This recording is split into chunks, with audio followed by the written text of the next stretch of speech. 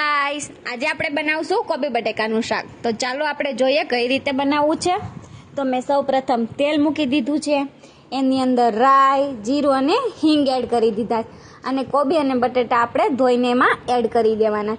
હવે આપણે કરશું આમાં મસાલા. તો 1 ચમચી હળદર પાવડર અને મીઠું સ્વાદ અનુસાર. બસ બધી વસ્તુને આપણે મિક્સ કરી અને આ ગળે ત્યાં લગી આપણે એને થવા દેવાનું છે. તો શાક સરસથી ગળી ગયું છે. તો હવે આપણે કરશું આમાં મસાલા. તો 2 ચમચી લાલ મરચું પાવડર, 1 ચમચી ધાણા જીરું પાવડર. બસ બધી વસ્તુને આપણે બરાબર મિક્સ કરી લેવાનું છે. જો તમને આમાં રસો પસંદ હોય તો તમે આમાં પાણી એડ કરી શકો છો. કોબી બટેકાનું શાક સૂકું સરસ વધારે લાગે છે. પસંદ આવે તો મારી ચેનલને લાઈક અને સબસ્ક્રાઈબ કરજો. અને હા, મને કોમેન્ટ કરીને કહેજો તમને મારી રેસીપી કેવી લાગી. બાય.